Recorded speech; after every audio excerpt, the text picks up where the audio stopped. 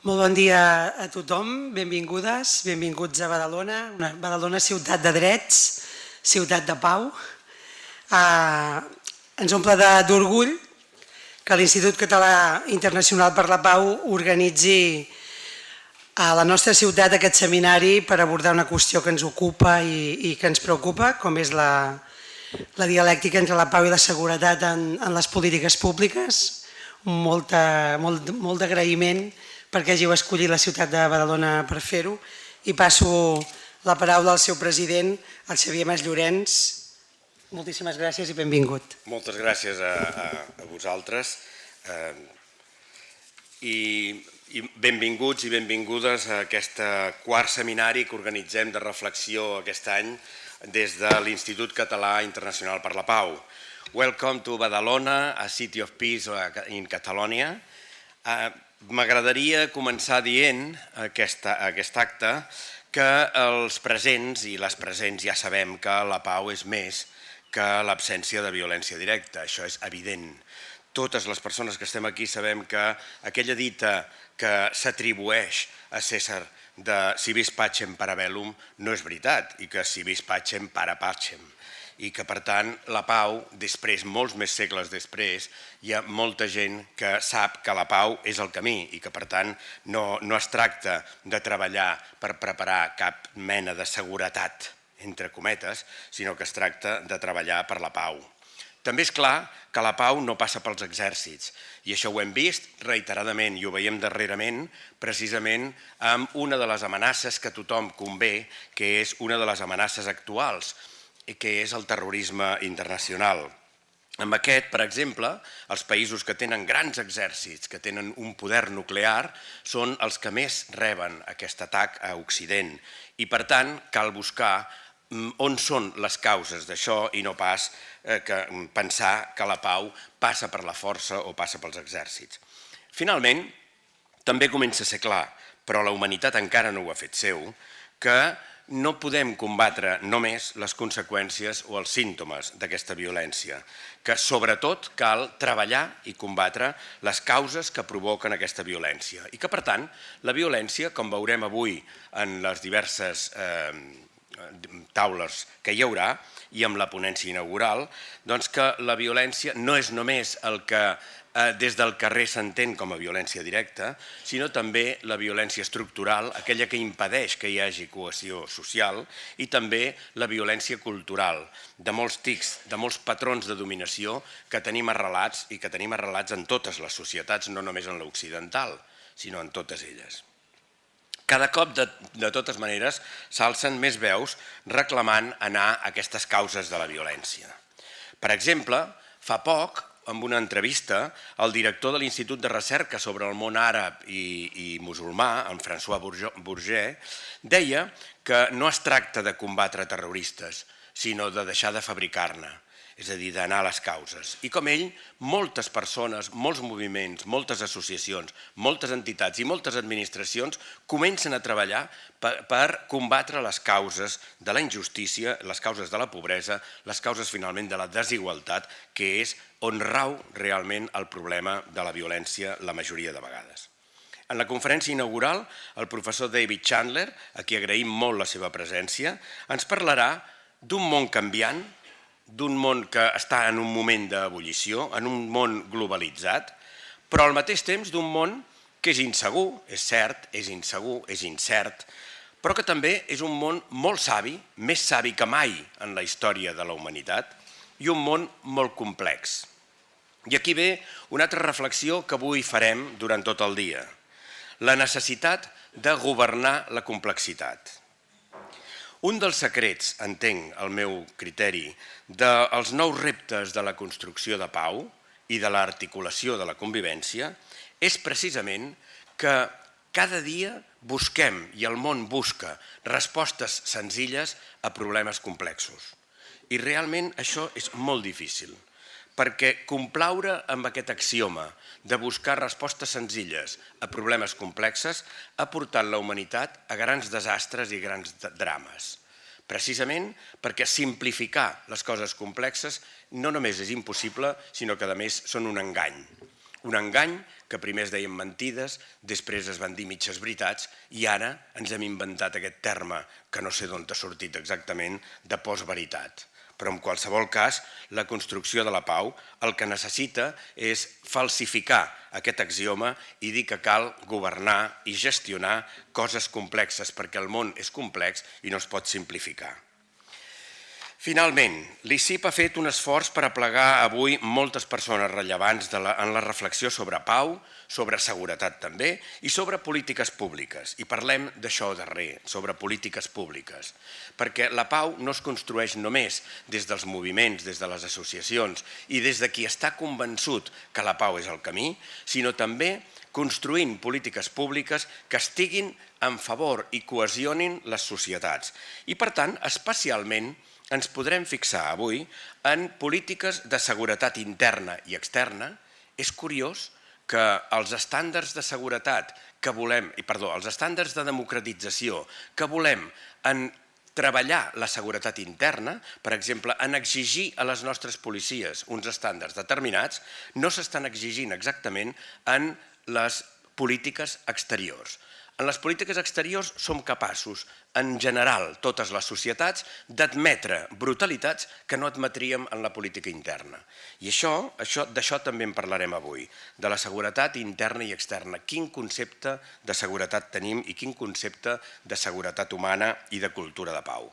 En segon lloc, de la política de migracions. Especialment ens hem de fixar en que en un món on tot és globalitzat i els plàtans poden córrer d'un país a l'altre, hem d'aconseguir veure com s'articula la convivència entre diferents cultures en un món on les migracions són absolutament indispensables. A l'any 2050, i no és catastrofisme, el Sahel serà invivible. I per tant hem de pensar què es farà amb aquest món que es va desertitzant i que farà impossible la vida en allà. També sobre el que anomenem cooperació i ajut humanitari.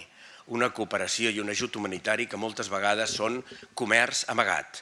I ajut humanitari és posar la tirita a problemes que creem nosaltres mateixos com a societats. Per tant, també s'ha de veure quines polítiques públiques s'estan construint de cooperació i d'ajut humanitari. També de sostenibilitat del planeta i també les polítiques socials. Les polítiques socials que tenen molt a veure, tant la política educativa d'un país com la política, per exemple, de benestar social o d'ajuts a les persones més desafavorides, si parlem d'ajuts o parlem de fer justícia amb persones i col·lectius que estan desafavorits. I la salut, per exemple, l'accés universal a la salut, etc. Esperem, doncs, avui poder aprofundir en tot això i esperem que sigui també ben profitós, no només per l'ICIP, sinó per totes les persones que heu tingut l'amabilitat de participar-hi. Moltes gràcies.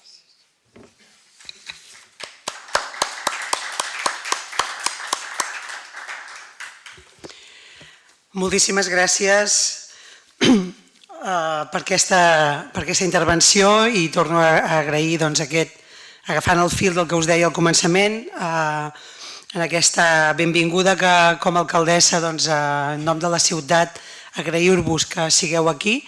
Sou aquí en aquest museu de la ciutat on justament hi tenim l'última edició que hem fet sobre la guerra civil, sobre l'impacte que va tenir la guerra a la població de Badalona, Badalona sota les bombes.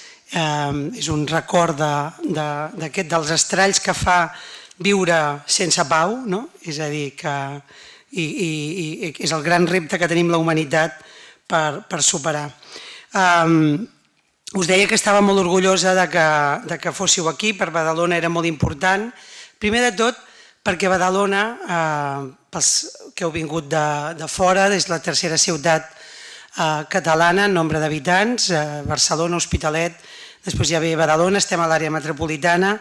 És una ciutat que en els últims anys, en el mandat anterior, era notícia contínuament en negatiu. Era una ciutat que era coneguda perquè el seu alcalde era un alcalde lepenista, que feia un ús de la xenofòbia, en feia un ús polític i amb tics d'ultradreta molt greus. Per tant, érem notícia per polítiques discriminatòries, excloents, laminació de drets bàsics, i això és una cosa que ens feia molta vergonya, a les persones que creiem en els drets humans, que creiem en la democràcia, que creiem en la justícia social. I per tant, estem contents perquè en aquests 2 anys que hi ha hagut aquest canvi de govern hem aconseguit que Badalona sigui referència com a ciutat de drets, com a ciutat absolutament compromesa per fer possible aquesta radicalitat democràtica i aquests drets per a tothom sense cap tipus d'exclusió. I clar, actes com el d'avui també ens ajuden a projectar aquesta imatge de ciutat oberta, ciutat dialogant, ciutat de pau. En segon lloc, perquè també com a govern que creiem moltíssim en la cogovernança entre la societat civil i la institució, en aquesta nova manera de fer política que representem, d'aquest municipalisme en el que les institucions hi hem entrat persones que venim dels moviments socials, doncs precisament la cultura de la pau, tota la lluita per la pau, que és un dels moviments més representatius a nivell català de les lluites, dels moviments, de l'organització que hi ha hagut per aquesta sensibilitat a tot el país.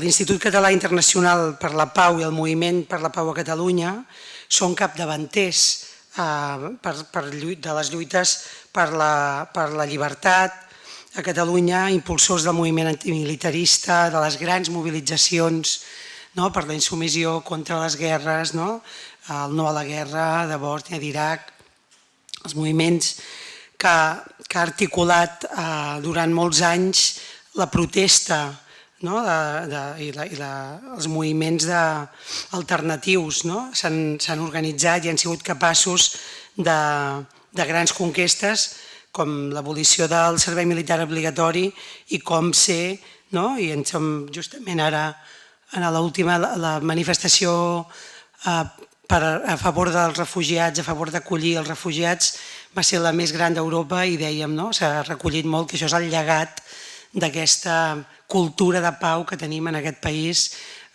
forjada a còpia de tant activisme antimilitarista i de pau. Un moviment que s'entronca també amb altres moviments socials, com la lluita pel dret a la vivenda, la solidaritat, el feminisme, i en el que ha sigut una escola important per molts de nosaltres, jo mateixa, sempre que puc ho explico, jo m'he forjat des de molt jove en el moviment antimilitarista, el moviment per la insubmissió, començant amb l'objecció, i sempre m'agrada posar en valor el gran aprenentatge que és la lluita, la no violència com a eina de lluita, de transformació, i com tots aquests moviments han donat una cultura, no només de pau, sinó una cultura organitzativa, de compromís social i de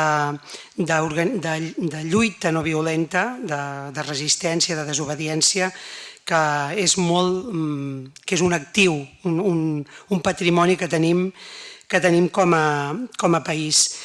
Penso que en el moment en què estem ara, i ho comparo una mica amb el tema del feminisme, de la mateixa manera que hem pogut comprovar que en les polítiques d'igualtat entre homes i dones no n'hi ha hagut prou amb aquestes polítiques que passen una mica per sobre i realment som conscients que per aconseguir l'autèntica igualtat i erradicar el masclisme i erradicar el patriarcat cal un treball estructural, de canvi d'estructura. Amb el pacifisme passa el mateix. Ho deia molt bé el Mas Llorenç, hem d'anar a l'arrel, hem d'anar a la violència estructural, hem d'anar a les causes dels problemes.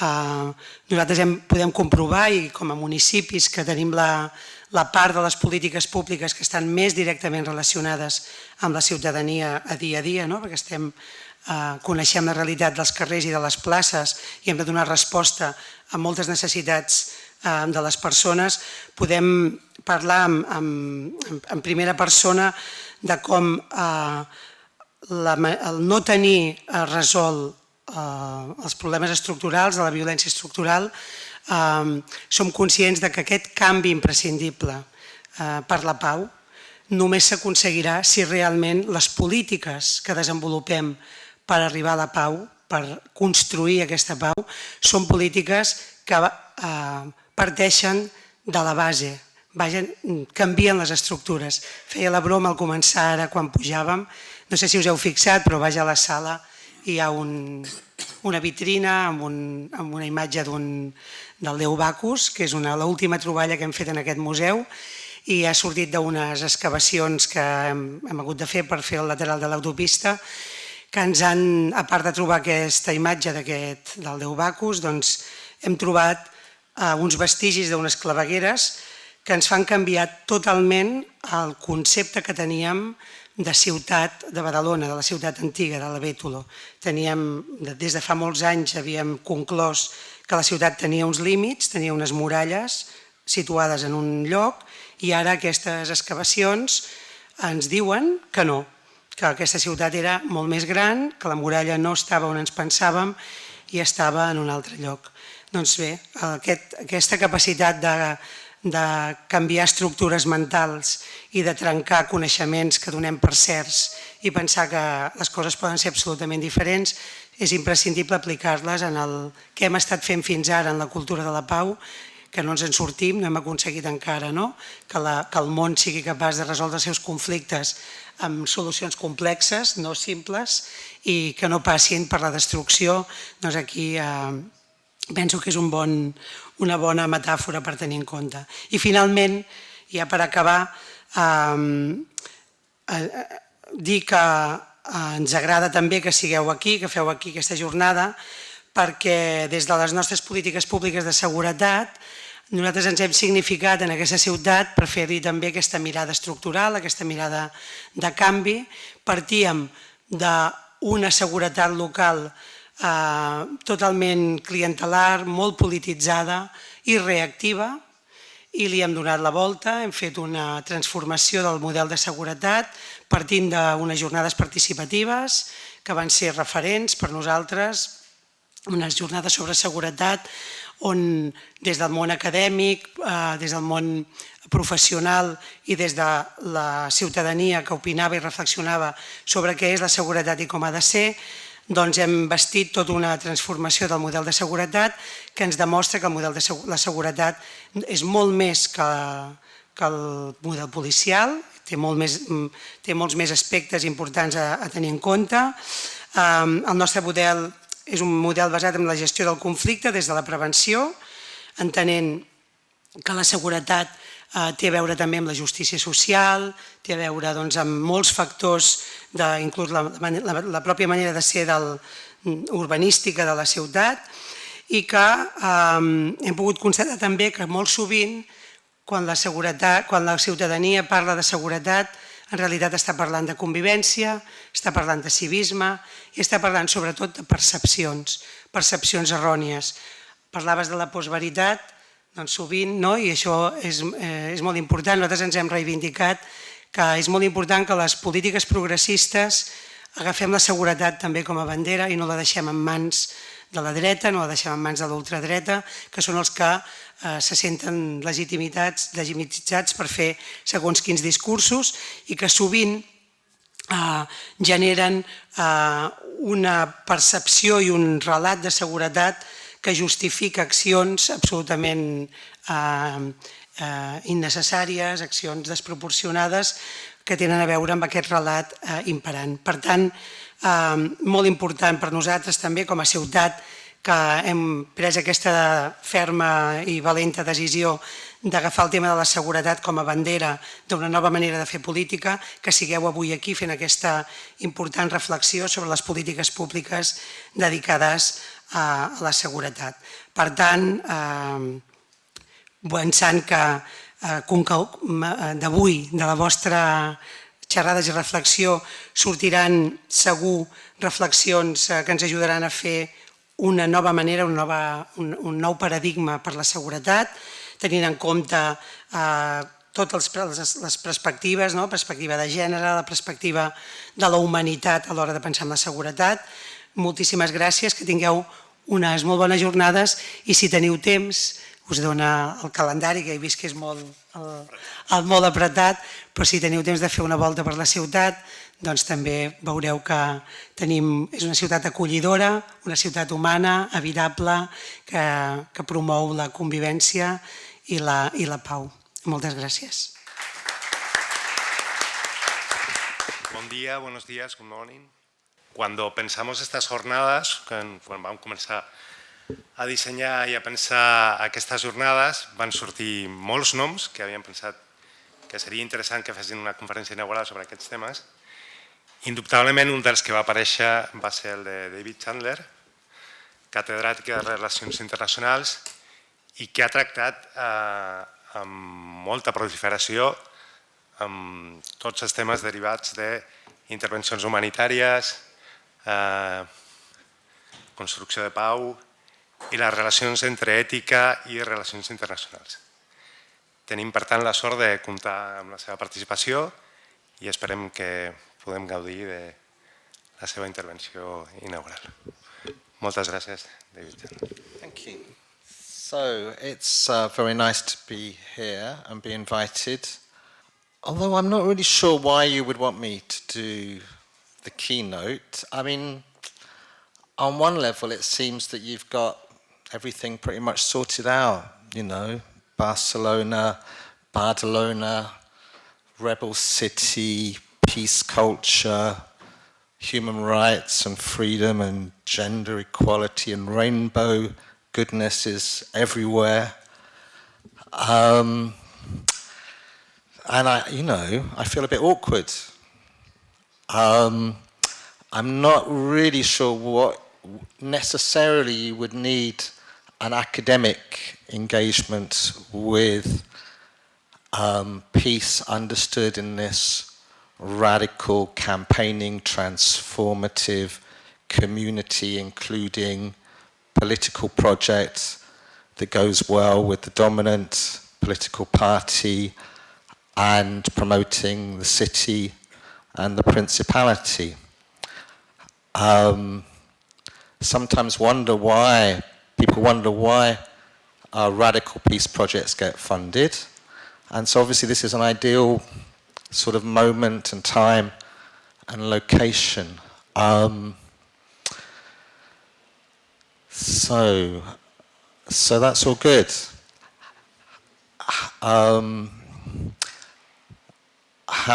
However, I did sort of get a feeling that when we're talking about peace beyond security, there's a number of other times and contexts and discussions in which we have those things. And the relationship between peace and security, I mean, there doesn't have to be really a relationship. It's quite a discursive political framework.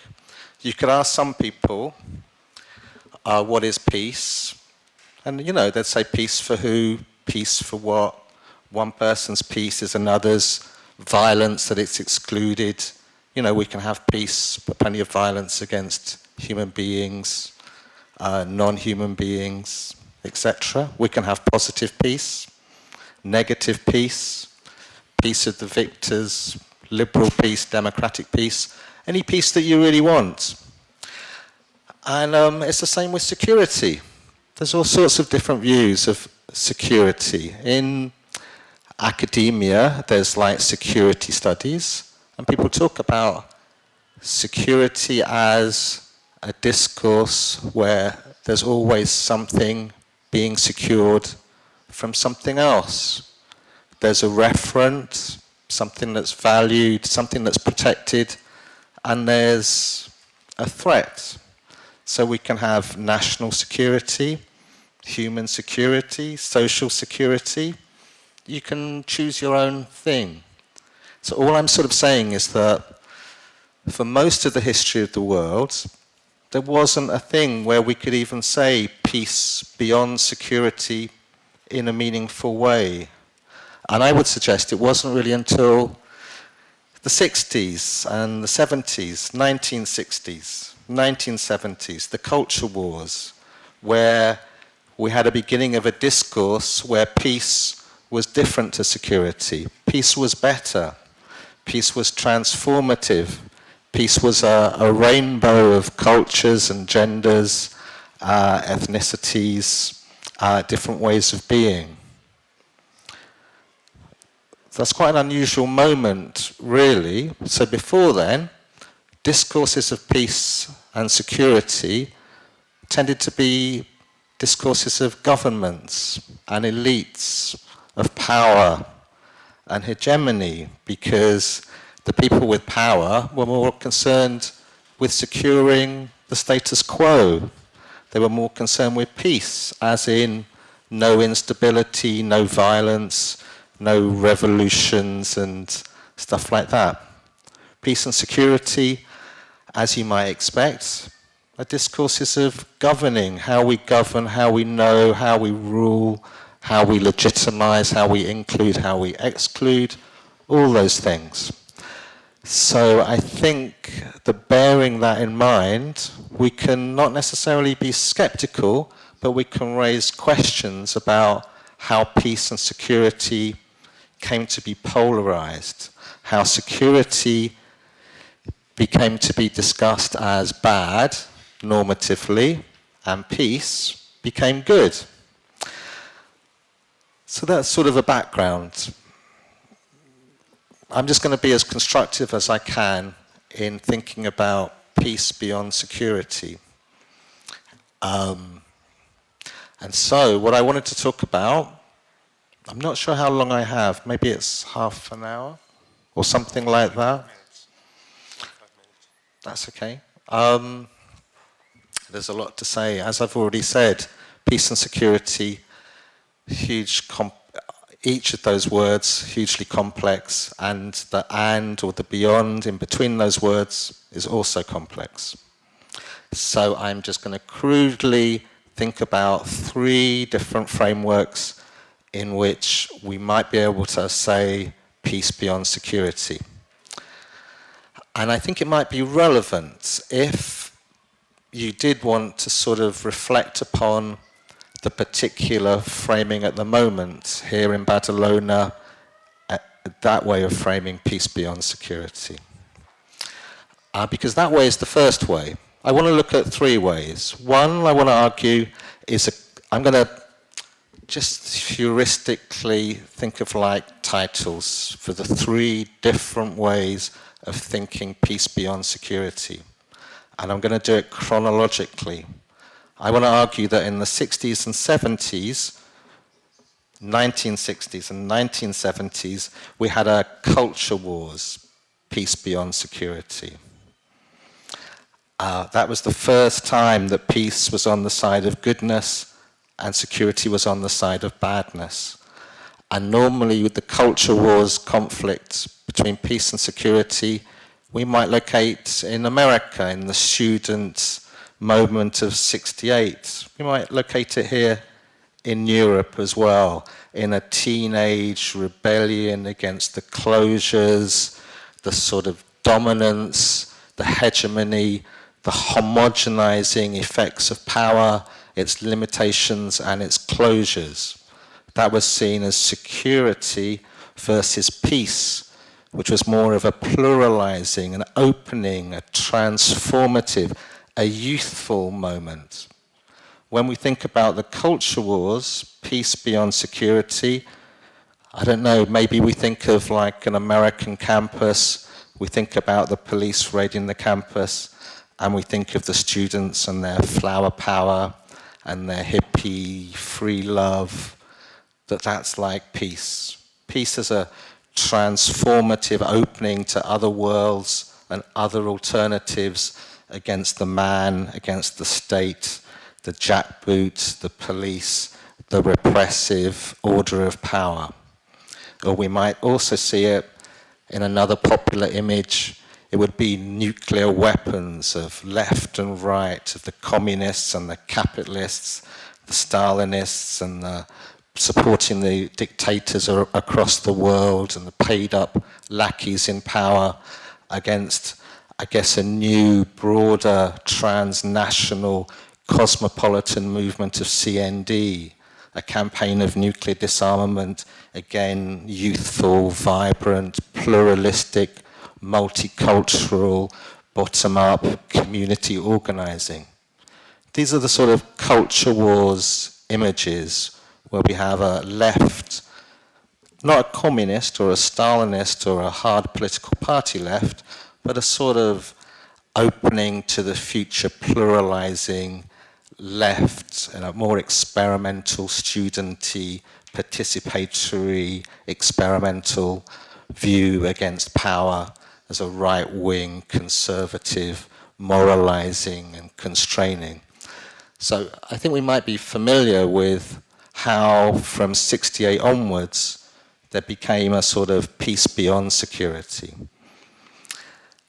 There's nothing wrong with that sort of framing, a new left, a post-Marxist, a post-68 left.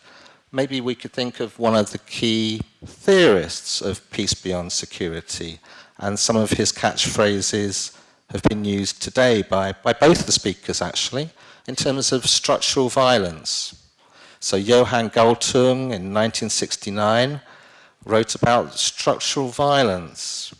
He wrote about a peace that was different from the peace of the repressors and of the state and of the police. He spoke about a positive peace, not just a negative peace of constraints and of power and of limitation and of closure. A pluralizing, positive, opening, transformative peace. So I don't want to be rude. I don't want to say that the spirit of Badalona is a very sort of 68 pluralistic radicalism and hippy-dippy, and it would only really appeal to very old people, or anything like that, or just marginal wackos. You can see that it has a real appeal and a real content, and it's very powerful across those years. The statement of peace rather than violence is a powerful one, an enthusing one, an energizing one that youth would have to be on the side of peace against power. You'd have to be on the side of openness and of experimentation. Now, what I want to argue about, not argue, in a constructive way, I want to argue that we want to keep those aspects of peace. In our institute here, we want to match the politics, the sort of rebellious city power, with an academic understanding of what peace beyond security might mean today. We want to mix the best of both worlds. We want to take a sort of radical oppositionist politics, which maybe has relevance in some places, but not everywhere, and may be difficult to turn into a more project-like program to get international funding, to be seen as cutting edge, intellectually, politically, and practically. We want to sort of take that politics of 68 and give it life and meaning in today's world and today's context. That's what I'm guessing the purpose of today might be. And all I'm suggesting is that in order to do that, we need to think about what happened since 68, how our debates about peace and security have changed, how in many other parts of the world, peace isn't the side of goodness. For many people in many parts of the world, peace and security have become similar. It's very difficult to argue what peace beyond security might be. So, what I wanted to talk about, I guess, now I think we have a shared view of the birth of peace beyond security, the culture wars perspective. So I'd like to spend a bit more time on the second iteration of peace beyond security, which in many ways, these separations are sort of heuristic or for explanatory purposes. There's a lot of continuity. So the second one, the second peace beyond security, we might call it a new wars discussion, a discussion of the 90s and the 2000s, where it wasn't just the peace culture that we have here, it was also the peace-building culture. Something happened to peace. It turned from being a domestic matter of politics, a struggle at home against the church, against tradition, against the state and policing, and it became internationalized after the end of the Cold War. There was a slightly different debate about peace beyond security. And I'll talk about that for a small amount of time before I go on to what I consider to be much more important in terms of what I consider, what do I know? I've only just got here, I don't know the people from the centre. Maybe they won't even be interested and they'd rather stick to the 60s rainbow peace stuff. But nevertheless, I just have to do what I have to do. So I want to talk about, I guess, the political ontology of peace, the peace of the 2010s and the 2020s, how we could rebuild a new view of peace beyond security after what many people might say as the disastrous lost decades of the 90s and the 2000s, when it seemed that peace was no longer going to be able to go beyond security, and in fact security seemed to have gone beyond peace. The second thing, the new wars thing. So, I'm going to have a sip of water and then I'm going to do the second peace beyond security, the new wars of the 90s and the zeros.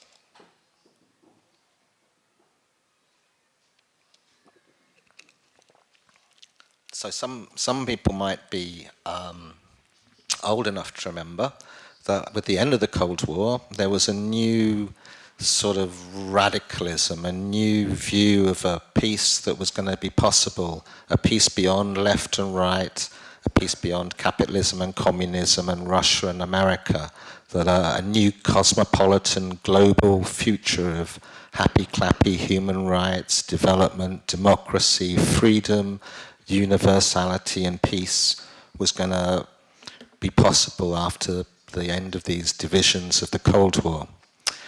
Many of the people involved in those movements and that very positive outlook of global civil society, of cosmopolitan democracy, of liberal peace, liberal internationalism, cosmopolitan peace, all of these different things, a lot of them had roots in the cultural wars of the 60s and 70s. A lot of people involved in European campaign for nuclear disarmament, grassroots mobilizing, community politics. A lot of those people, especially the ones that weren't involved in traditional hard left politics, that didn't have any sympathy for the old communist parties of Eastern Europe, they were very keen in the opening up and the end of the Cold War and making new communities, new pluralities, and a new openness, a new spirit of universality and equality.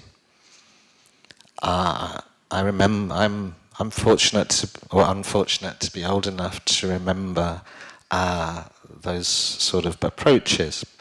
So it's hard to imagine now, but in the early 90s, or in fact pretty much the whole of the 90s, people were super positive about international peace.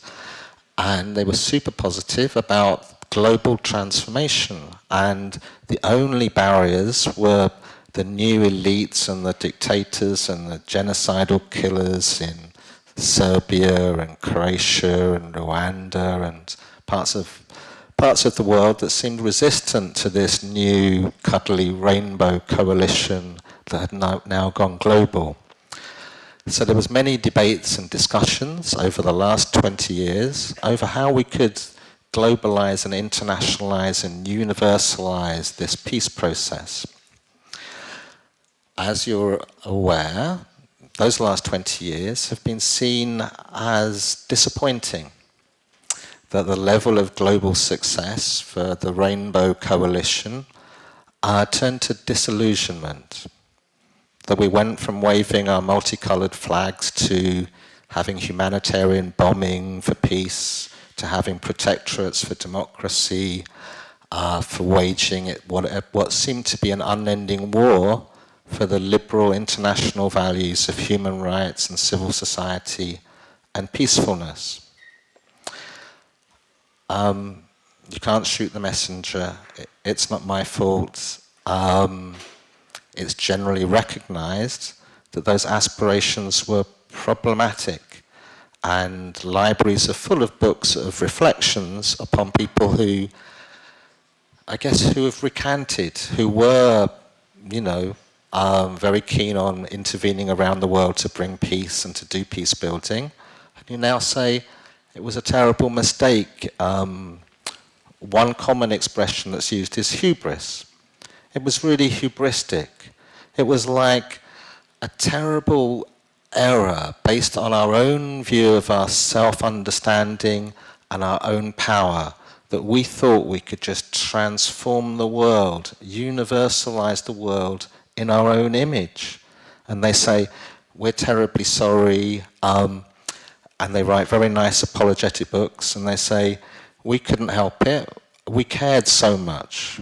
We cared so much for those people around the world, we didn't realize that in trying to free them would make things worse, in destabilizing their governments and trying to do this and trying to do that. And it's taken us 20 years to really understand that just because we care and that we're humanitarian, it doesn't mean that it's going to work. There's a whole new set of sciences and studies to try and work out why it was that those aspirations for peace have failed. I don't want to go into it too much, but I think that's maybe the second reason why we're gathered here today. Not just the first reason, that we have a radical local political project in Barcelona, that the rainbow ideas of peace beyond security from the 60s and 70s, that radicalism is with us in the room. The second thing in the room, the elephant, well, the first elephant, in fact, the tiny elephant compared to what I'm going to say later on. The second elephant in the room is the failure of peace internationally. In fact, the securitization of peace. That what started off as a universalizing project of love and harmony and collectiveness and a grassroots removal of structural causes of violence turned into 20 years of bombing and oppression and protectorates and peace processes that never ended. And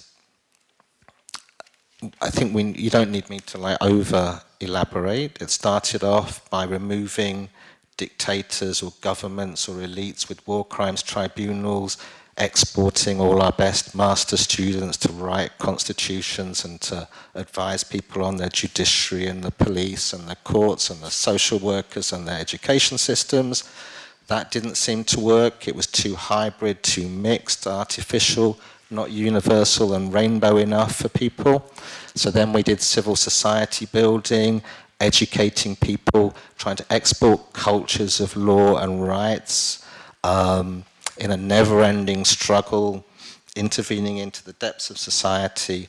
And as we did that, it was like a sort of heart of darkness where liberal peacemakers ended up really hating the communities and the populations that they were working with. And they didn't feel too good about themselves either. But it seemed that there was a terrible bind, a terrible contradiction in wanting to bring peace, but in failing and then realizing that the problems were even worse. I don't know if people here are involved personally in those campaigns, but say I have done academic work in Bosnia for 20 years, and it seems that all the power of Western institutions, of the UN, the IMF, the EU, Oxfam, just seem to disappear as soon as they go over the border of that little country.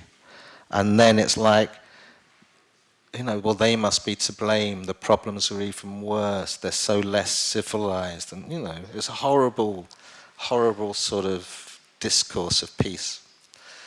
Anyway, the failure of peace is why we're here today. And that failure, the 90s and the 2000s failure, the turning of peace into oppressive security, the securitizing of peace, posed huge problems for people. And in that experience of failure, I think what we meant by peace began to be transvalued.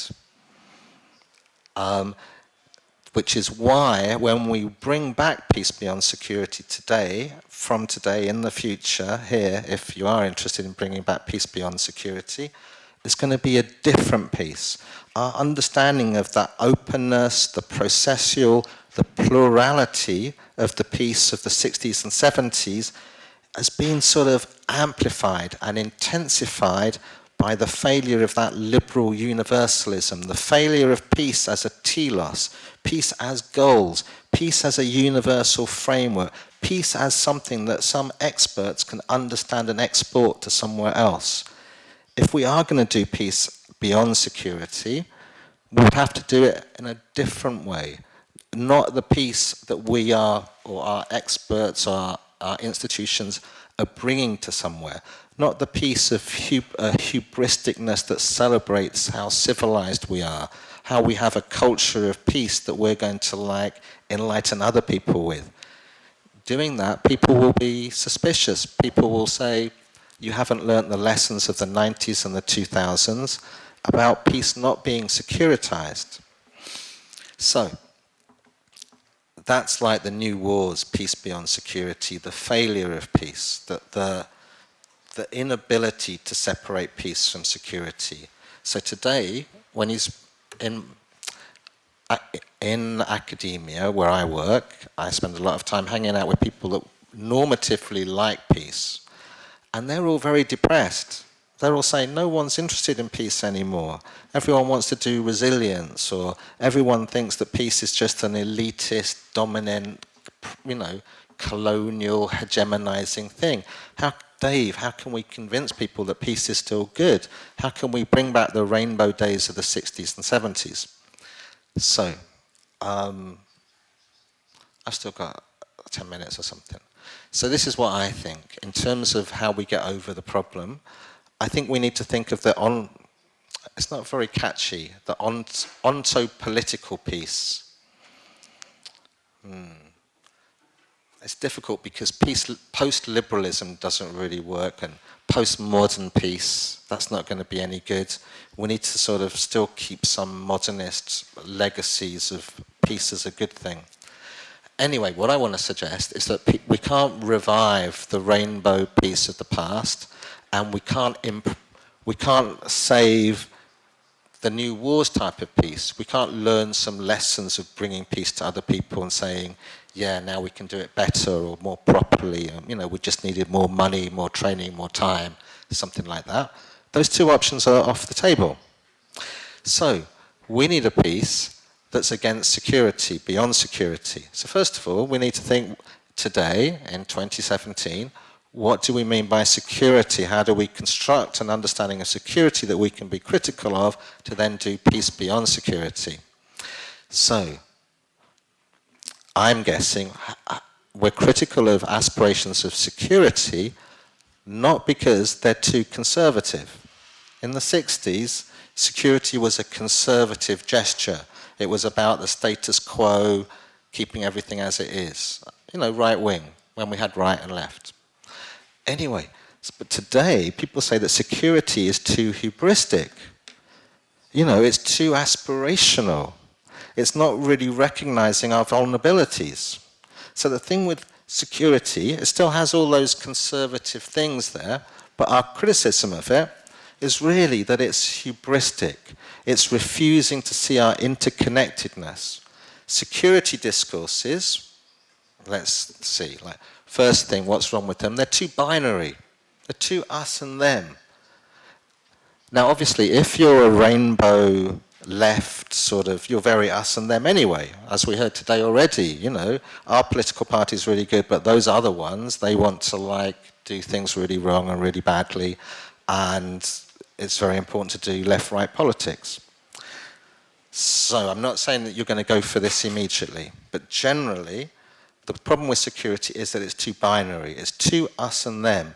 And in being us and them, it's quite complacent. It says that we're good, that we need to defend something about what we have, which in our peace versus security world today would be wrong, because what we have isn't good. The reason why what we have isn't good is because the problems are not external. There's not some threat over there. It's not an us versus them.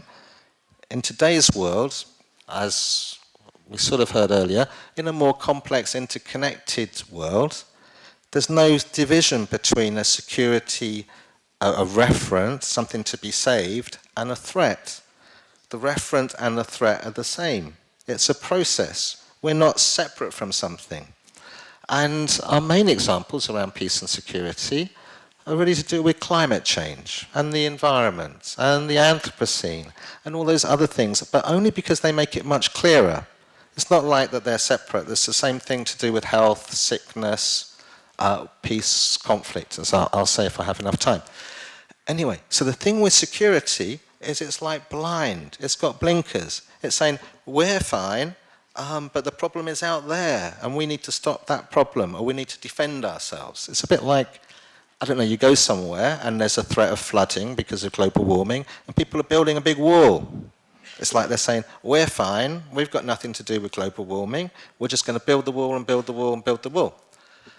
And what people say is, actually, that's going to make things worse. You're not paying attention to the problem. You're not seeing how you're connected to it. You're not A, seeing how you're related to causing the problem, and B, you're ignoring the problem and just trying to build the wall. But the bigger your wall is, the more the waves will crash over it, the more property will be destroyed, the more people will die. Or if you're doing health stuff, health security, you know, antibiotics, we're going to cure this, solve this or something, people say no. The more you think you're going to be secure, the worse the disease is. The more, you know, the more money, the more cost, everything. The more you sort of try and do a binary, the more you see a threat as external, the more you try and secure and save what you have, the worse it's going to be. So in a contemporary discourse, security is a fiction. Security is the worst thing you could do. And if you thought you were secure, that's when you're most insecure. It's like insecurity is the new security. The more insecure we think we are, the more fragile we are, the more vulnerable we are, the more aware we are, the more open we are, the more adaptive we are, the more interdependent we are, the more sensitive we are, the more responsible we are. The idea that security would be a goal or an aspiration is unthinkable today. So it shouldn't be too difficult to do peace beyond security once we sort of just think in a more contemporary way. So resilience is a good discourse. I don't know, C.S. Holling, Panarchy stuff. Anyway, it's just because I'm interested in resilience. It doesn't mean that other people have to. But basically, the idea of it is, apart from the nested circles and cycles and things, is that this is not my idea, this is just what resilience sort of says, is that there's a crisis of some sort, and then there's a rebuilding, there's a stability, there's continuity, and there's security, and you get more and more secure and more happy, more and more satisfied that you've got a culture of peace and you're really good and everyone else is really bad. And then crisis, because you weren't really open, you weren't really flexible, you weren't really thinking more humbly, you weren't really thinking about insecurities, you were too busy celebrating yourselves. Anyway, then there's a crisis, and then how you respond to that crisis depends on how much plurality, how much openness, how much play, how much sensitivity there is within the society to enable other things to happen positively, to re-establish a new sort of basis of being without too much destruction. That's what they do in it's not my view, it's just what they do in resilience. But in that world, security would be a problem, not only because it's false, but because you're stultifying, you're undermining the possibilities of being adaptable and flexible and resilient. Those are the things that people say we need in a changing world. It's a bit like Nassim Taleb's, and he invented like black swan events, unusual things that happen. Anyway, he also does anti-fragility. I'm not saying I agree with him. He argues like some things like are anti-fragile, i.e. they're brittle. That's how they work. This is probably brittle. If I drop this, it'll probably break because it's quite brittle. Anyway, he says that like living things and societies and communities, they can't be brittle. If they're brittle, there's no life, there's no give, there's no exchange. That they would die. Brittleness would be death. So the point I'm making is that security is like unthinkable today. So that makes it a lot easier to think about peace beyond security. So what is peace beyond security? It's like recognizing that you're not separate from the world. That when you're talking about peace, you're not imposing it upon something. It's not a telos, it's not a goal, it's not something separate from something else.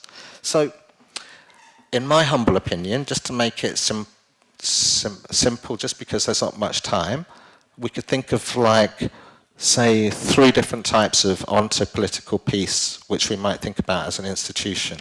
So, one we might call mapping. I might call it mapping, but really what we're thinking about is responsibility, connections. Call it connections, not mapping.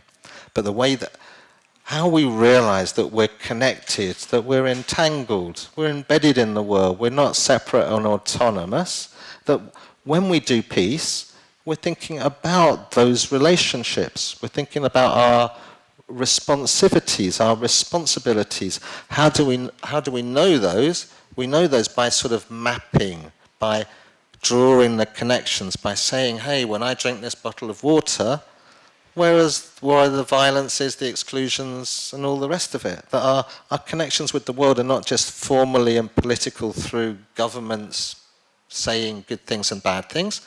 They're material. They're like everywhere. That when we think about the politics of peace, we see them in everything, in every object, in every relationship, because we're entangled. So, whereas the security people are doing these binaries and the separations and the cuts and going on about autonomy, generally the peace people say there's no such thing as autonomy. I'm not saying that just to wind you up, because it's all about autonomy and rainbow coalitions and stuff as a radical stance. But peace today says there's no such thing as autonomy. That the more we think about autonomy, the more we're doing security, the more we're cutting ourselves off from the world and off from problems. Anyway, so mapping, that's important. We can do that in school. We can do it in schools. It's very practical. Peace becomes an everyday thing in our complex and entangled world. Second way we do peace. 3 minutes or something? Second way we do... No, it's okay, because I'm bored. I mean, you know, I know what I think about stuff. It's like boring for me. I'm not that boring, don't worry. Don't feel sorry for me. It's a huge privilege and everything, of course. Anyway, so the second thing we might do peace is like sensing. So how we see things properly. How we see things as both and, not either or. Yeah, I know you've probably heard that before. The world of peace institutes is like either or, peace or conflict, peace or war. It makes me cringe every time they do this thing, like as if peace and conflict were like separate boxes. Unbelievable. Anyway, in the world of ontopolitics of peace versus security, there's both and. There's both peace and conflict. There's no difference between them. So say my work in international relations, I'm just an academic, you know, it's not my fault. We used to do this like, how do we first of all it was reactive. How do we respond to conflict? Agonizing, you know, 1 million people have to die and then, what do we do? How do we respond? Blah. People say, well, it's a shame that all those people had to die before you could respond, but you know, that's the thing. You have to wait until there's a conflict if you're responding to it. Then people said, no, why don't we do preventing it? Why don't we prevent a conflict? That's also pretty crazy, preventing something that hasn't happened. So obviously all sorts of prejudices and racist assumptions are in play there. And anyway, so they do all this civil society education, be nice to other people, prevention stuff. However, fortunately today we don't have to do that. We don't have to have peace, conflict, peace like that. So when we're doing sensing, we begin to see things in their emergence in a less liberal way of reductive categories. People do that often through technologies, Internet of Things, big data, all the rest of it. We don't need to be scared about those technology things. Basically, what people are saying is there's always conflict. There's always contestation. You know, we'll probably do some of that today in this room as well, with any luck. The problem is that we never see conflict until it's too late. So some people say, oh, shahidi, other people, they do like mining, SMS texts, other things, it doesn't really matter. They say, you can see conflict in its emergence. Conflict always starts somewhere in a real context between real people over real things. So say someone texts, oh, they're going to come over the border, oh, they're stealing this, oh, they're moving up our taxes, oh, they're changing the property rights, blah, blah, blah, and other people say yes, whatever. You can then, in the fantasy world of sensing, you can send a text and say, no, they're not doing that, or you can send someone round, or whatever. The more you can see things as they emerge, the less of a binary you have between peace and conflict. And then you modulate it, or you manage it. You don't like go to war on war. You don't try and prevent conflict or something. You can just try seeing it differently. In a modernist world of binaries, in the world of security, you couldn't see things emerge. It's the same thing with health. In the modernist world, either you're healthy or you're sick.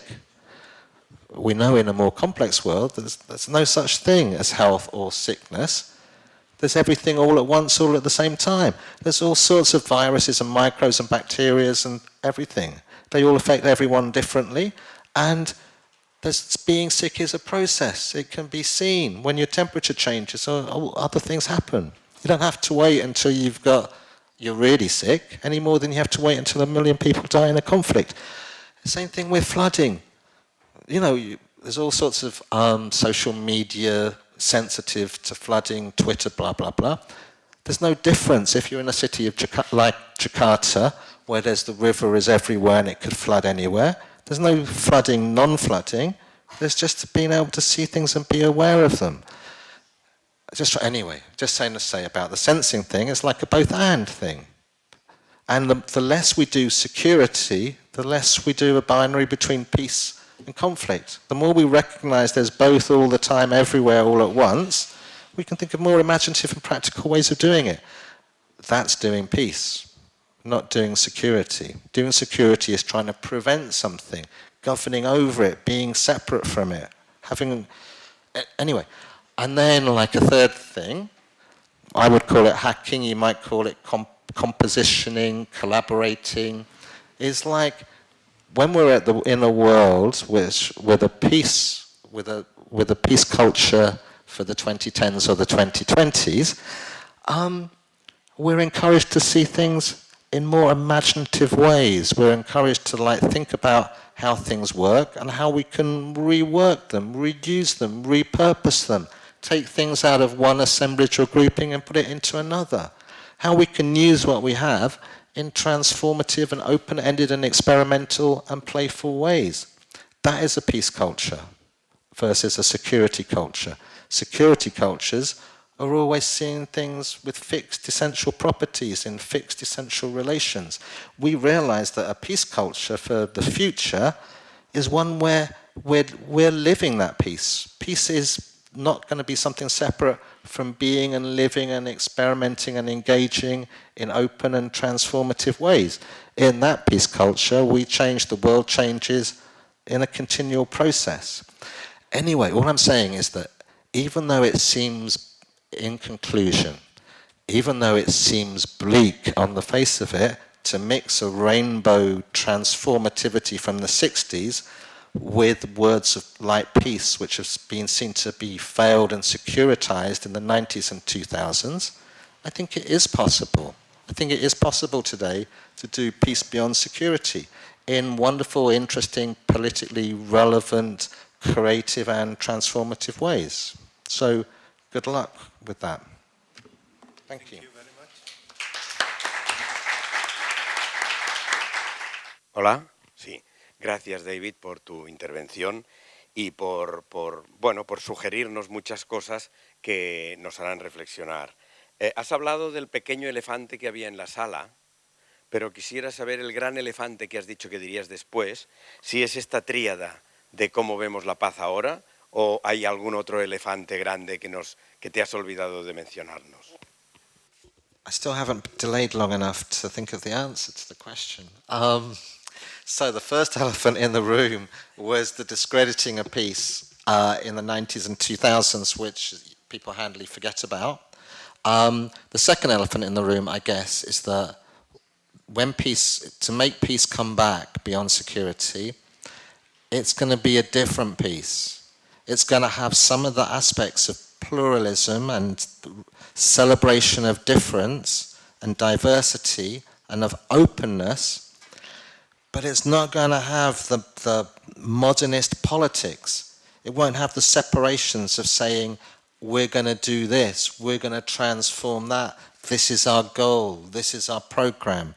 It's going to be a peace that's like imminent. So I try to call it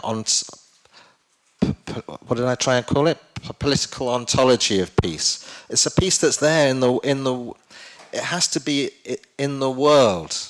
It's being suborned to the world in its creative pluralities and stuff. It's not really nice for a traditional lefty. It would be the most reactionary, terrible, like myself. It's difficult. So the last audience that would appreciate peace beyond security that we have today would be those schooled in political struggle, in left-wing projects, who have a lot of love for ideas of autonomy, struggle, binaries, us versus them, futures that are going to be different from the present. This piece, there isn't those things. It's not like a left project, because the left project was destroyed already in the 90s and the 20s. Peace as a left project could only ever be securitized unless there was some proletarian revolution or something to give it some content. So that's why it was such a big elephant. I didn't want to say those things. But I've done it now. Quería preguntarte qué es lo que tú pones de contenido como paz. ¿Qué es para ti la paz? Porque yo creo que para muchos de nosotros sí que coincido contigo en que desde los años 90 y eminentemente desde la década del 2000, cuando los estados confeccionan sus estrategias de seguridad, lo que hacen es suponer que paz es equivalente a estabilidad, es decir, que no haya en el interior rebeldía, protesta, descontento contra el orden establecido, y por otra parte la seguridad tal como la puede entender el Estado. Pero cuando yo estoy considerando la paz, a mí sí que me ha sorprendido que pongas la paz contrapuesta al conflicto, porque conflictos estamos llenos en nuestra vida de conflictos. Convivimos con los conflictos. Para mí la forma distinta de una respuesta securitizadora a una respuesta de paz es cómo respondemos al conflicto. En la respuesta securitizadora presupone que la respuesta será violenta y por tanto hay que actuar contra esa violencia. En cambio, desde la paz presuponemos que la respuesta al conflicto no tiene por qué ser violenta, que puede ser de otra manera, que el conflicto todo lo que tenemos que hacer es abordarlo, negociarlo, llegar a acuerdos, y en ese caso es cómo los humanos convivimos con el conflicto, cómo los humanos gestionamos nuestros conflictos, desde los intrapersonales, interpersonales y los conflictos colectivos. Y a mí sí que no me ha acabado de resultar entendedor qué es lo que estás tú presuponiendo como paz de forma contraria a la securitización y la estabilidad, que es el otro elemento que creo que no estabas comentando. Good question. I realized that there were so many elephants in the room that I didn't want to talk about. So, when I was saying about the discrediting of peace in the 90s and the 2000s, I was being a bit populist and saying that it was only discredited as being a top-down, colonizing sort of move. Unfortunately, the discrediting of peace, there's also other sides to it.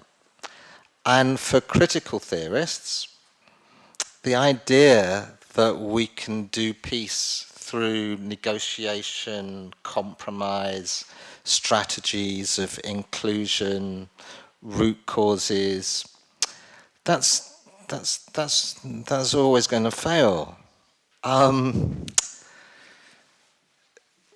Unfortunately, once you go down the tricky road of using peace as a critique, you can't then do it. It's fine to use it as a critique and not be engaged as a sort of abstract thing, but when you're actually doing it, you can never include you can't have peace without exclusion. You can't have peace without oppressions and homogenizings, and it's never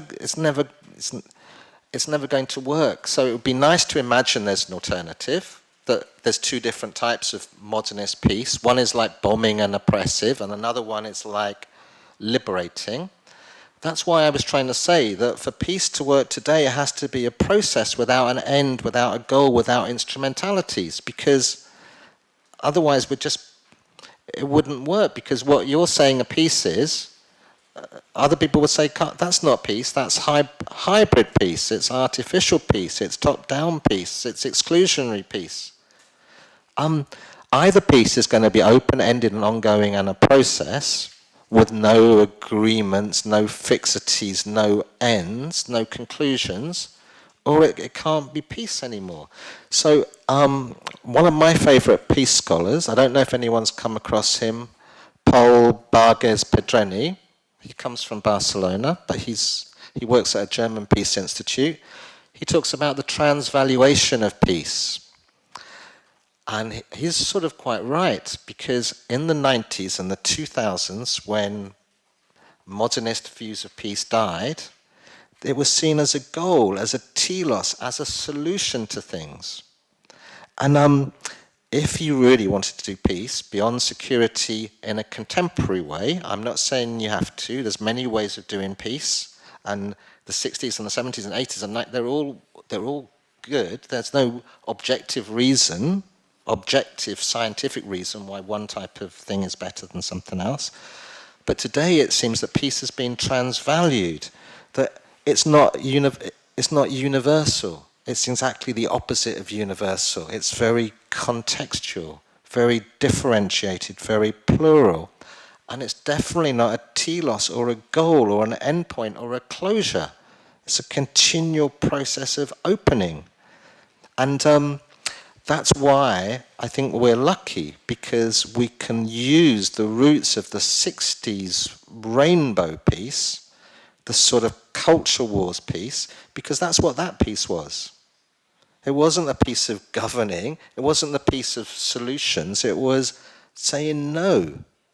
You know, your peace we don't want, we're going to call your peace security, your piece of closures and homogenizing, universalizing, and our piece is going to be different. It's going to be open, experimental, exploratory. We can still, the world sort of says that we can have that peace. We can bring it back in our different times. That's what I'm sort of thinking. I mean, many people would agree with you that we can still learn lessons from the 90s and 2000s and do that peace better, have better peace agreements, be more inclusive, intervene earlier, do more, do different, those things. I'm just saying the way that I see it, in the way that academic and contemporary trends are going. I've already said I don't really agree with these things. I'm not normatively arguing for them, but I'm saying if we were to do peace beyond security in a contemporary way, which used the most of what we seem to have, it might be worth thinking about. I'm not saying you're wrong. I'm a big fan of peace agreements and sovereignty and politics and formalization, but just because I'm a fan of something doesn't make it feasible or realistic or anything. Thank you for your lecture. I am happy to listen to you personally, because we can contrast your lecture with Oliver Richmond, who we invited a couple of months ago to a conference like this. And I know your critique to the critique of liberal peace, but as an academician, sometimes I have contradictory feelings, because sometimes in the name of a criticism of modernity by Richmond in the name of hybrid peace, or postmodern authors like David Campbell or Dillon, I think you mentioned Dillon, we are still using Western ways of thought, and we are not listening to the local people, and we are not allowing them to have their own agency. Even in our academic discussions, we are falling sometimes in the trap we are criticizing. Because even when, from a postmodern point of view, we say we have to listen to the local communities, and then we are using Derrida or we are using Foucault, and they are not local community. They are local communities of France, of the north, And I wanted to comment with you these contradictory feelings even when I encourage somebody to write a doctoral dissertation or something like that, This is, I don't know, how do you feel about that? Thank you. Thank you, David, for your way of seeing, no? Yes? Okay, thank you, David, for your way of seeing the world and the peace. It's a different way, I think. I am a local police from this town, and I think that you hate me because this question. But what is the role of the local police or the police in the construction of the culture of peace? I think that it's important, the culture of peace and the role of the police. So I sort of think that when we're doing peace, we're just projecting our own view of the world somewhere else in the world. It's quite a colonial project, and we just project our own insecurities. We see what we want to see, those things. And so when we were happier with ourselves, we projected we were great and we were wonderful and we were going to transform the world and build big dams and God knows what. Give people wonderful capitalism or wonderful communism. And now we're less happy with ourselves. We're full of guilt and contradictions and complexes. And we take our Foucault and our Derrida and our sort of terrible, self-reflexive, narcissistic incapacities to our peace projects. So that's just what else, I don't know what else one would expect. So I'm interested in discourses of peace because they tell us a lot about ourselves. It's very, very interesting why in 20 years we've transformed our view of what we are, what it means to be a human subject, what it means to act in the world. In 20 years we've gone from seeing problems and trying to solve them to actually saying solutions are bad. Problems are good. Problems liberate us. Our transvaluation of peace is the tip of an iceberg of the transvaluation of the modernist project. So it'd be difficult to know what it would mean to do why would we have to list? Why would you be there if you were listening to the locals and the locals were doing it? Why would you even have a construction of locals or a problem? I mean, to me, it's obvious that the peace project can't be anything more than just a projection all about us. Doesn't mean it's not interesting. I mean, I'm an academic, I it's not my thing, it doesn't make sense to me. But how we make sense of something that doesn't make sense is of interest to me.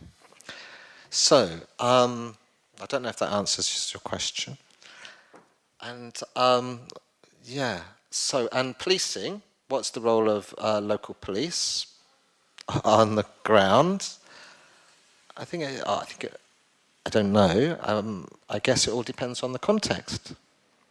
Is there a war going on? What's the relation? Maybe it depends on the relationship between the police and the population. If it's an antagonistic relationship, which often is the case, otherwise you wouldn't really need a lot of police, then it might be negative.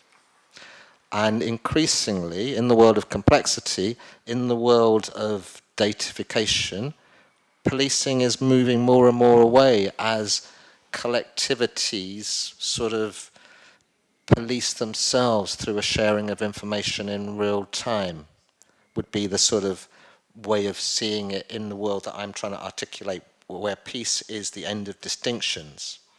You wouldn't need police as a separate thing in this sort of contemporary imaginary of a peace culture. A peace culture would be where, yeah, we realize there's always going to be crime or whatever, but people on their mobile phones will like take geospatially stamped photographs of graffiti, report things, people will then avoid it, that like crime would be managed in such a way as it would change its meaning. And the idea of having some police come in to do something would seem like weird. So I think it's always going to be awkward, because the reason why there is police is normally because there's a gap between police and population. And then, so it's not like the police's fault there's a gap. I mean, necessarily. The gap is probably there beforehand. So I don't know. The solution probably doesn't lie with the police. The problem is like the broader context, is what I'm saying. Maybe the big problem is the kind or the type of the public contact and when we do the public contact, and the concept of a prevention that we have today. Maybe. I'm sure there's lots of aspects.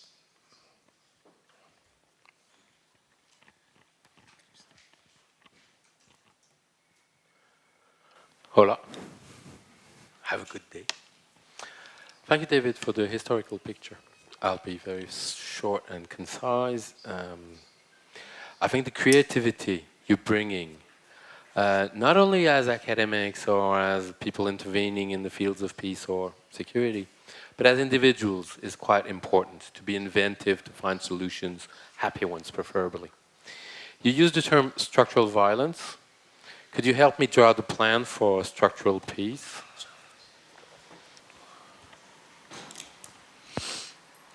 I arrived to your lecture a bit late, and I've heard you mentioning about sensing and co-sensing. Is it something that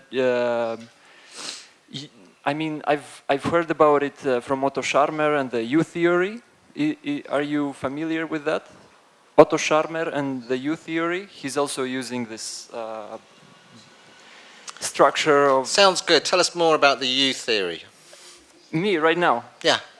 Okay. So the U theory is basically a process of, I don't know, of change.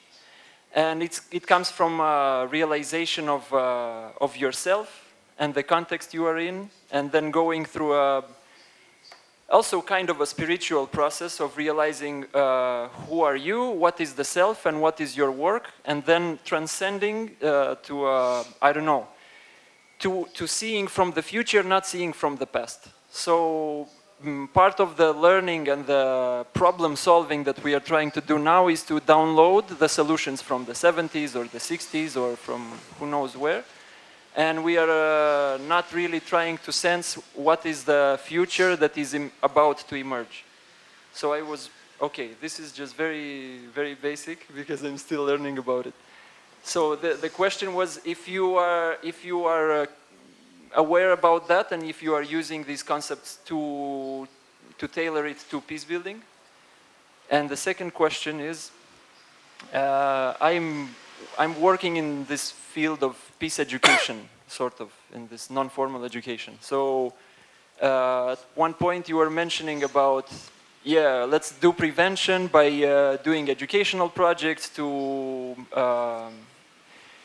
build awareness about what conflict is and what are the different dimensions of peace that we can work on and so on.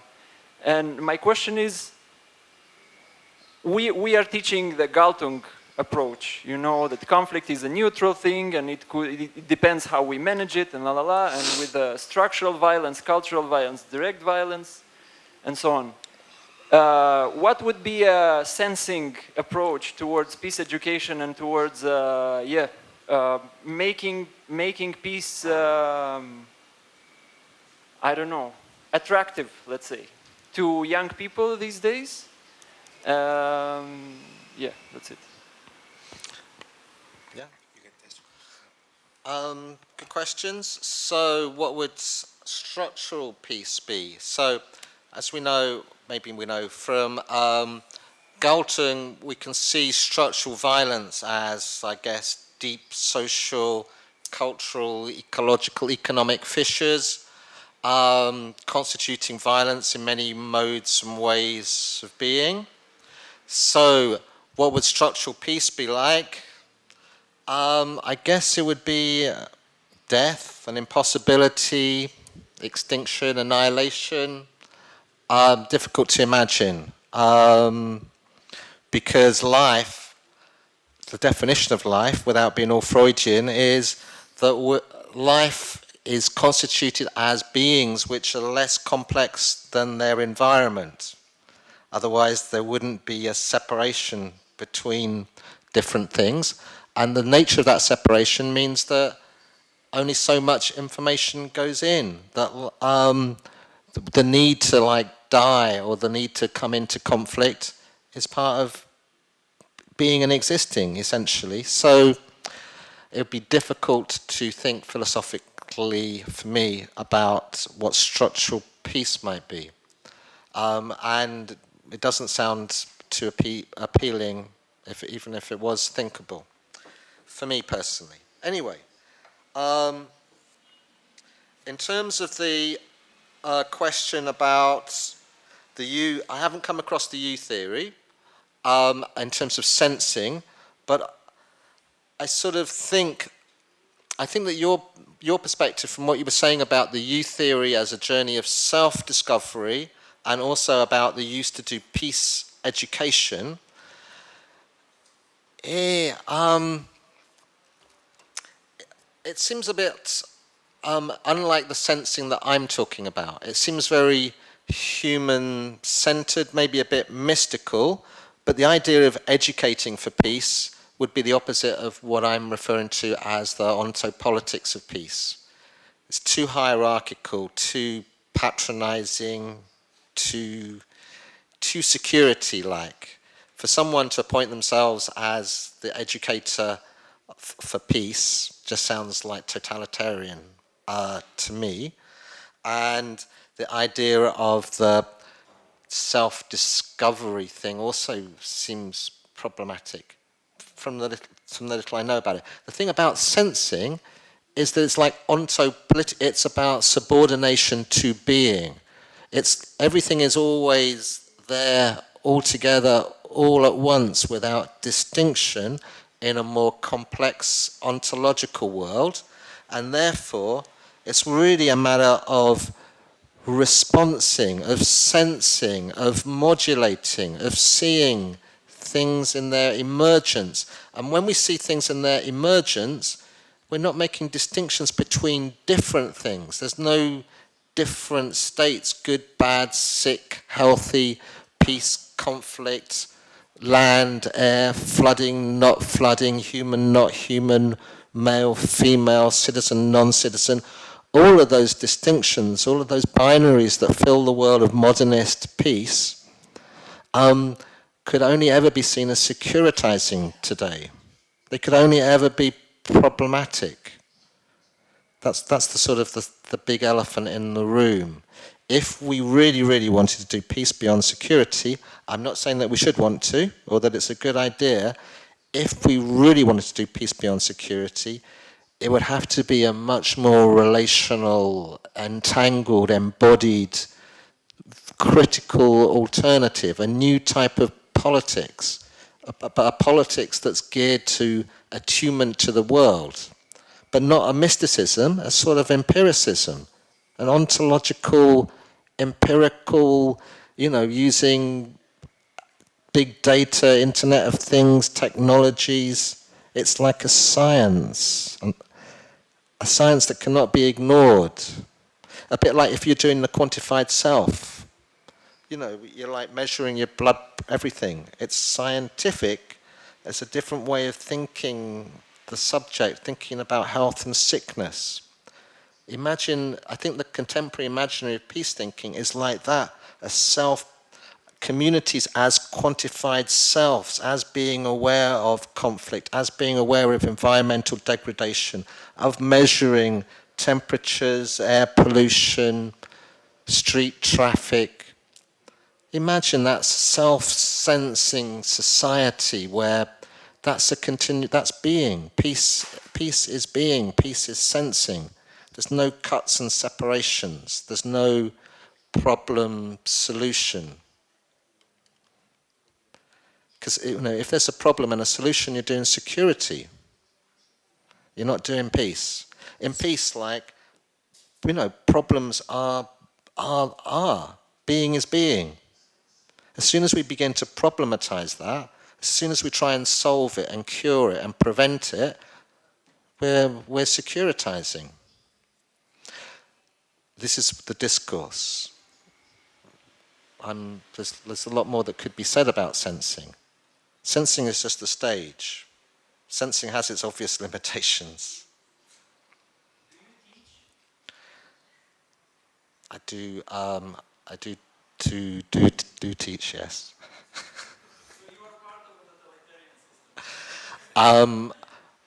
People choose to come to lectures. I don't go and preach to people. Cool. So I wouldn't do.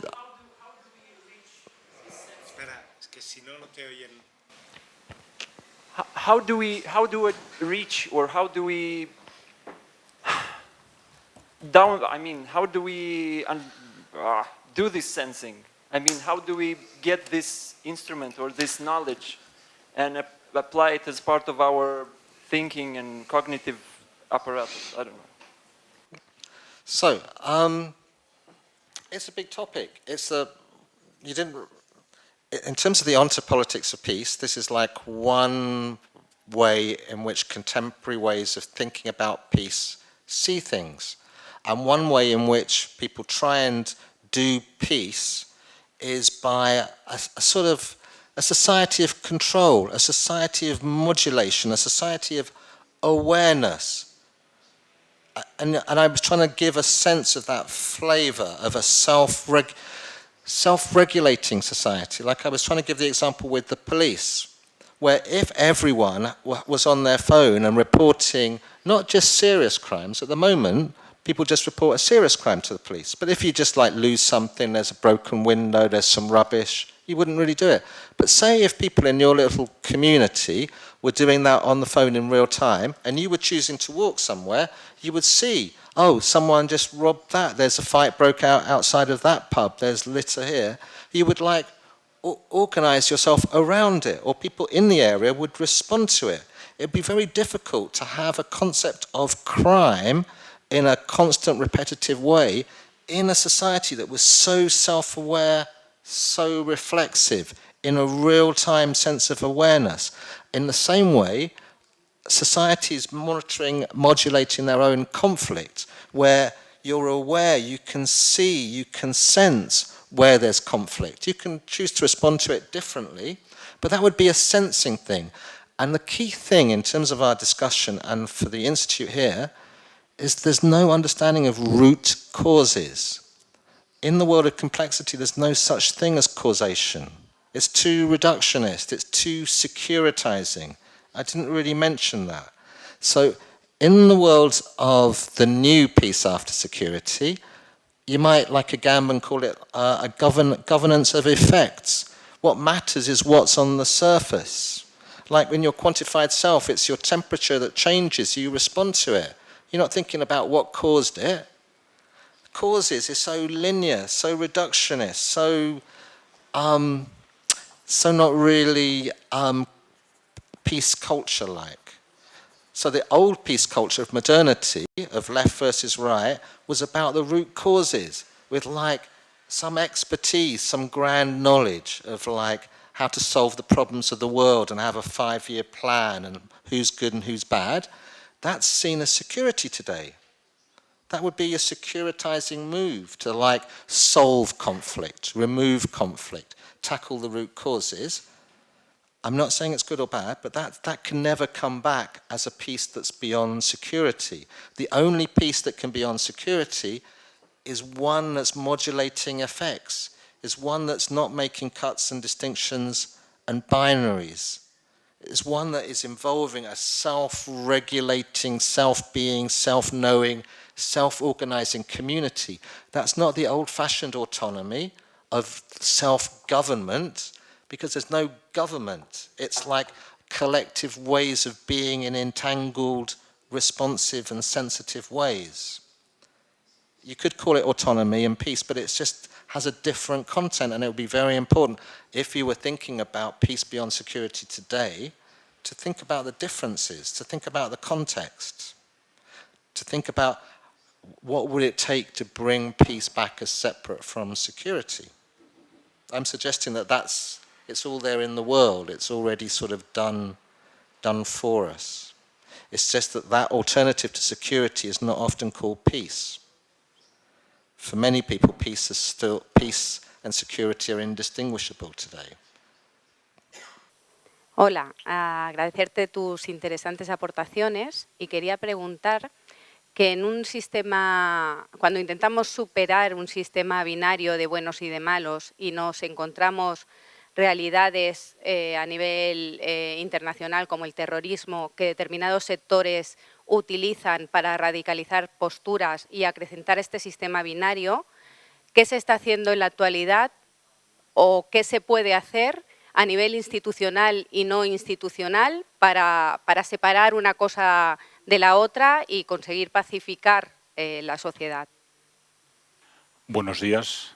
La conferencia, en principio, sobre nuevas guerras y nuevas inseguridades, la has centrado mucho en buscar aproximarnos a una nueva visión de la paz.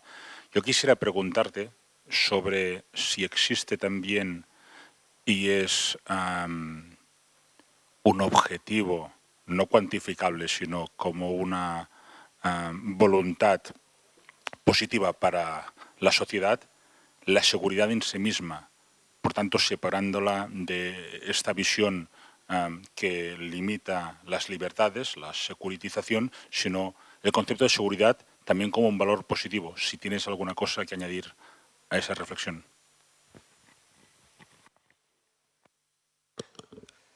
I have two little questions as well. One has to do with research, is more academic, let's say, and one with more policy issues. First one is, you've speaking about this new concept of peace all the time and all these things, in terms of science, non-binary, but in terms of research, then how can we do it if we're not going to search for the causes of things? Just measuring them, but that is a very short viewed kind of science in the sense that, in my view, science must try to explain and to go to the roots and try to propose structural changes. Maybe I'm very old, left-wing fashion researcher. And the second one has to do with also with this peace notion and related with policy issues. Regarding your ideas and what you explained, then even the notion of making an intervention, that we will speak later on that, or peace building almost loses completely sense, no, is it? And there's not an opportunity to make an intervention on another territory that is not yours within the one you're immersed in. Well, just these two things, please.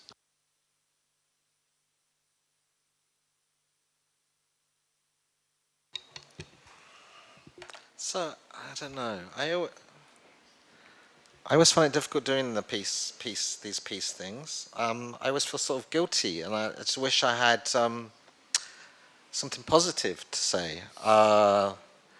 I'm trying to be positive. I think things are, you know, it's not all about me and my normative personal views, and it shouldn't be about you and your normative views necessarily.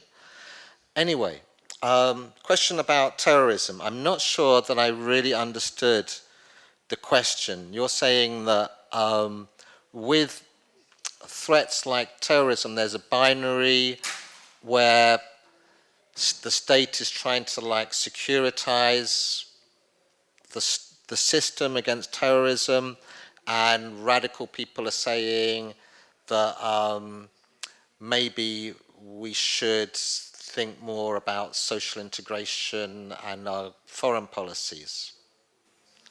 Was that the question? Sorry. The first question I didn't completely understand. I understood there was a binary, the state is securitizing terrorism, wanting to clamp down on communities. Other people are saying we should do community understanding, think about our foreign policy, be more open. How could we face it? And if it's not on this old-fashioned way, then how do you suggest we could face terrorism on based on this new piece? So, in terms of, I guess, in terms of the dominant discussions about terrorism, it would be like you said, the peace approach would be about working on abolishing distinctions and separations and saying we shouldn't be going to war on terrorism.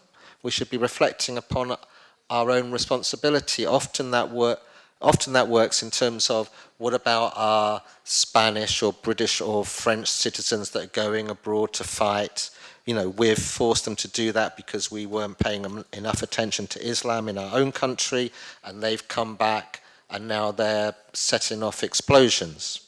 That's normally how it sort of works, that we need to look at ourselves and how we manage our own questions. The thing about conflict is that when we talk about security and complexity, it doesn't really match with old-fashioned discussions about peace. They're all about binary divisions. They're all about intervening somewhere else. They're all about us, them, good, bad, different religions, different ethnicities. It's a sort of, that's not really where peace is at. No one talks about let's make peace with terrorists or something, or you know. But in terms of the discussion, it would be more likely, as I said, about looking at our own domestic policies. Why is it that British people go abroad to fight and then come back and, you know, terrorize British society? That's the sort of discussion, that it's like our problem. That's how it's discussed, rather than we need to bomb Syria more or Libya. Very few people think that would be the solution.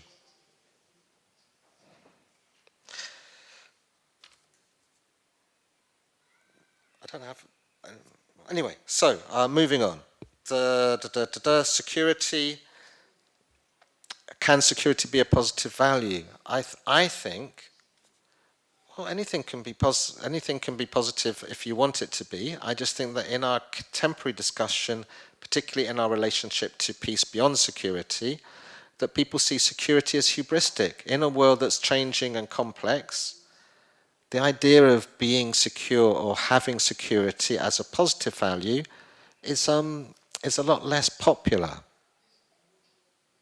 That people think that even having security is bad because things unexpected things are going to happen. If you think you've got security, the only thing we know for certain is that you haven't got security. What people argue is that the more we realize that we are ontologically insecure, why are we insecure? We're insecure because we're vulnerable, we're entangled, we're codependent. Ontologically, necessarily, scientifically, we are insecure. If we were to think that we weren't insecure, or if we were to think that insecurity could be resolved, then we would be making the situation worse. That's what people say. In the past, in the world of modernity and nation states and all the rest of it, security had a different discursive framework. But we don't live in a Hobbesian world of security, state, society relations. Governments say, the one thing that we can promise you is that we can't secure you. It's the opposite. That has to be taken into account. When we're talking about security, the mere fact that it means the opposite. So, the more difficult questions for me, your questions, what is the point of doing peace research if we know that looking for root causes and for causality is problematic and a securing move? Good question. I'm not sure that I know the answer to that about peace research as a science which is free from securing. How's that going to work? Traditionally, all sciences, science with a capital S, is seen as securing. It's seen as setting up a hierarchy of knowledge, seen as setting up subjects as knowing against objects, seen as universalizing, seen as taking knowledge out of the world, of its context and its multiplicity and its fluidity, and storing it up somewhere separate. And even though you might argue that yes, we can be peace scientists with our big store of knowledge that we can take out into the world, the chances are that other people will say, we don't think that that makes any sense anymore. How can knowledge be separate from the world? How can you be doing peace if you're doing that? Surely you're doing security, is what they will say to you. I'm just saying what they're going to say to you, and I'm suggesting that if you wanted to do peace, you wouldn't be able to do peace with a capital S science, because to today's sensitivities, it just looks obviously like security, like a Eurocentric, white, masculine, hierarchical, colonial, racist sort of hegemonic move. I mean, I don't understand how that could ever come back. You know, I'm just saying, I don't understand how you could do that. It's not my fault. And then your other question, maybe intervention doesn't make sense and peace building. Yeah, I mean, maybe, hello, you know, wake up and smell the cappuccino, or, you know, or no shit, Sherlock, as they say. Maybe it doesn't make sense. Yeah, might be worth considering that for a world where intervention to bring peace or secure peace made sense, that world doesn't exist anymore. Even colonial powers say that that doesn't exist for their own reasons, but for critical peace theorists, it should be obvious that intervention would be never a word in the peace vocabulary, because for the separations and the hierarchies to exist, for intervention to solve someone else's problem and to construct it, I mean, it just doesn't bear thinking about. You can only have intervention if you're having science with a capital S. I'm suggesting that if you want to be contemporary in an academic-y sense, that you can still do peace beyond security, but without science and without intervention. I think, I could be wrong, but I think those things are discredited and that they're failed, and that would be my definition of security. But I'm just saying, you know, I'm happy to be wrong. Good. Thank you very much, David.